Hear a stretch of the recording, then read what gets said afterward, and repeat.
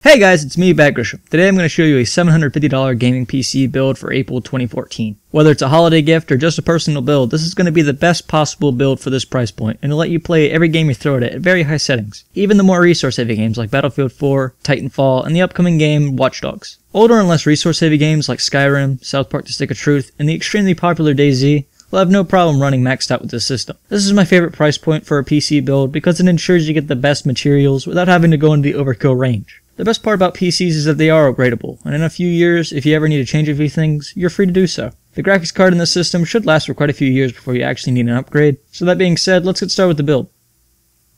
For a processor, I chose the AMD FX 6300. It's a 6-core processor that's clocked at 3.5 GHz, and it's actually very easy to overclock. Because it's a hexa-core processor, it's recommended for games like Battlefield 4 that take use of the 6-core design. More games in the future are moving up to more cores, so this is an excellent processor to get started with. The extra cores are also useful if you plan on doing any video editing, as the added cores can really boost performance in that area. Now in this build, it is possible to overclock the processor, but I'm not going to be putting an aftermarket cooler in the final cost of this build, as some users simply want a PC and do not need to worry about overclocking. But if you do plan on overclocking, I will leave a link in the description for an aftermarket cooler. The FX 6300 will run you about $110.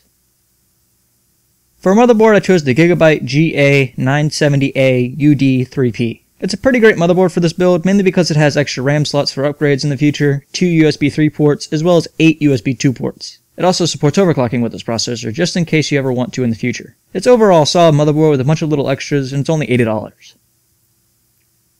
For the graphics card, I chose the 2GB MSI GeForce GTX 760. It's a great card that plays every game at high settings, including the newer games like Titanfall and Watch Dogs. This card's an excellent addition to any build, and it'll run you about $230.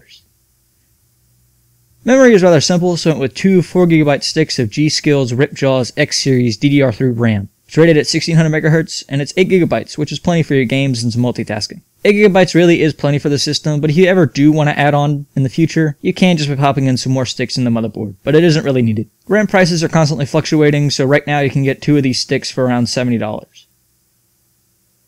For a hard drive, I'm going with the 1TB Western Digital Caviar Blue. A terabyte is plenty of space for your games, movies, music, pictures, and it's just a great fit for your storage needs. Now, you can go with the 500GB Caviar Blue if you do want to make your build cheaper and put the extra money toward a graphics card, but a terabyte of storage is really optimal to store everything. Now, it is your build, so pick whatever you want, and the Caviar Blue comes in around $60. Now, an SSD is one of the best additions you can add to any build, as it can boot up your OS quicker and you can store a few things that you want to run faster. Whether it's games, movies, music, or whatever you want to store, an SSD will make it run really quickly. For the SSD, I recommend getting a 128GB SanDisk Ultra Plus. It offers great performance for a 128GB SSD, and it comes in around $75. Up next is the power supply, which again is the most important part of any build. I cannot stress this enough. Mainly because you need power to run your system. Remember to never be cheap with a power supply, because it runs everything, and you definitely don't want your PC to catch on fire, so make sure you pick a good quality supply over a great sale price. My recommendation is the Corsair CX 500W power supply. 500 watts is plenty for this build, and it can still be used if you ever do upgrade your build. It's 80+ bronze certified, which means it's a high quality power supply, and it can actually help you lower your power bill. You can get this for around $70.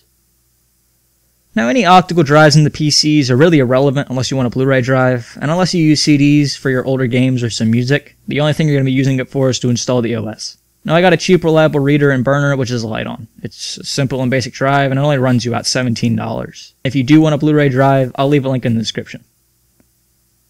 Finally, is the case, and as always, this is where your own personal opinion or general cheapness comes in. A case is just a box that you put everything in, and whether you show it off to everybody or you just put it under your desk and forget about it, it will still hold the same purpose. To keep this build at less than a $50 case budget, but still have some extras, I went with the Cougar Solution. This is a good quality case with an elegant style, and it holds everything together with some decent airflow. It also comes with a front-facing USB 3 port and a USB 2 port. Once again, this is my recommendation, and if you do want to get a cheaper or more expensive case, it's up to you. Find the case that fits your needs, and in the best way possible. But if you do want a reliable case that I personally recommend, you can get this case for $40. There you go guys, this is a great $750 PC build that you can constantly upgrade. Now the price of these components do change often, and believe me, they really will. So I'll be leaving a link in the description to PCPartPicker.com. It's a website that you can use to make your build online, and you can also see the lowest prices for the components that you need. Well, that's it guys, so if you like this video and you want to see some more of them, click on the like button. I'll have 2 other builds available, one for a $500 PC and one for a $1,000 PC. Click on the links in the videos if you want to see them. And if you enjoy my videos, you can click here to subscribe to my channel. It really does help me out and shows me you want to see some more of my videos, and I really hope to see you guys in my next video.